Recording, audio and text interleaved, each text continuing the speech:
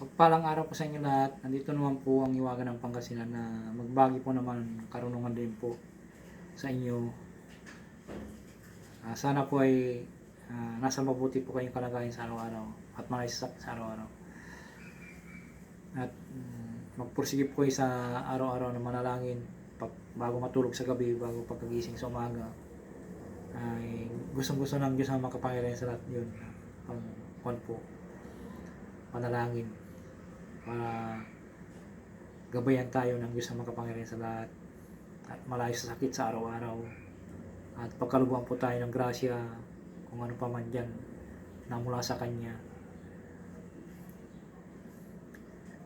At huwag po natin makalimot pong tumulong sa mga taong hinihiga po sa hirap ng buhay para palagi po tayong gabayan ng Diyos na makapangyarihan sa lahat.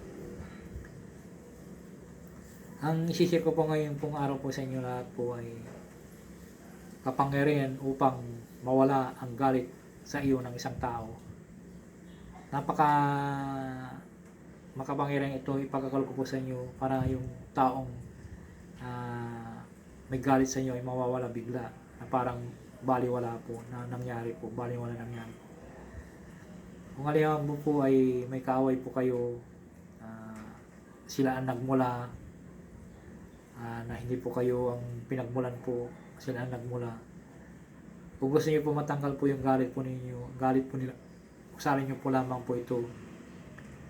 Banggitin o usalin po lamang po ninyo sa ang orasyong ito kapag siya ay iyong natatanaw at siguradong mawala ang kanyang galit sa iyo.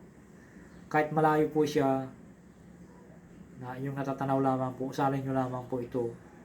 Pagkarap niyo na po siya, ay mawawala po yung galit niya na parang walang nangyari po. Maganda rin po itong gamitin sa buong pamilya kung kayo po ay may pinag-away-awayan dyan sa inyong bahay na hindi kayo magkaintindihan po. Pwede niyo po itong salin sa inyong sarili at sigurado pong mawawala po yung galit ng inyong mga kasama sa bahay. Kung nakagalit naman po kayo ng asawa po ninyo, pwede niyo po itong salin o mga anak niyo, salin niyo lamang po ito at mawawala po yung galit nila sa inyo po. Kahit sino man po mag-usap po dito, kung babae man o lalaki, pwede po dito. Wala pong posible sa Diyos na makapangyarihan sa lahat kung nausap po ito na nakipagkakalob po sa inyo na pangwala ng galit ng isang tao. Makapangyarihan upang mawala ang galit ng isang tao, galit sa iyo ng isang tao. Narito po ang orasyon po. Salvos, salvos.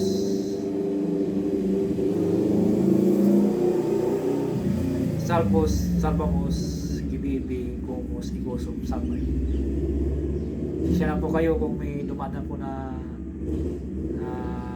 kapitbahay po na yung motor niya po ay maingay. Siya na po kayo. Sana po maunawaan po ninyo ito. Narito po ang orasyon po. Ulitin ko muna po. 3 beses po usanin po. Ipon niya isang dibdib po. Ipon niya sa dibdib po. Salvos, salvamos, kibibi, kumos, igosum, salvami. Salvos, salvamos, kibibi, kumos, igosum, salvami. Kasi ipon niya sa dibdib po. At pwede niyo po itong usalin po. Kung nasa bahay po kayo, isip po niya sa dibdib po yun. Kung sa'yo natatanaw din po, kung halimbawa po yung kagalit niyo po, yung natatanaw niyo po, bigkasin nyo lamang po ito at ipon nyo pa direksyon sa kanya.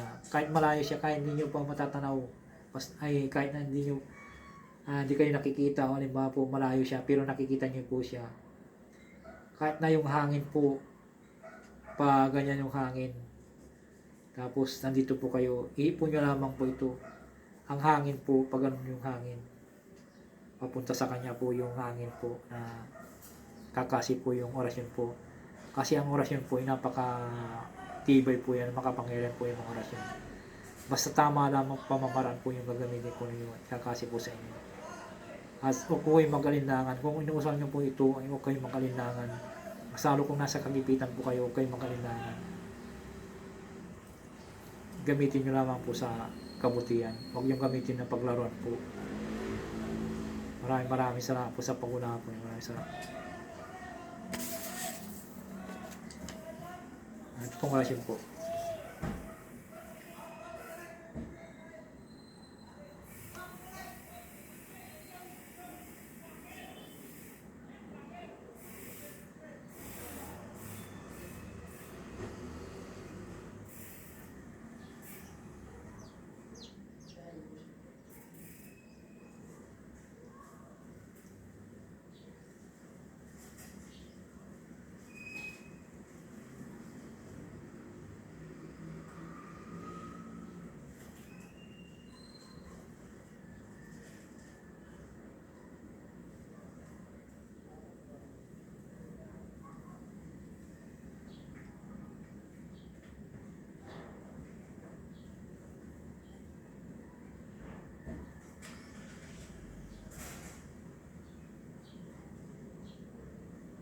Okay, screen ano lang po ma'am sir.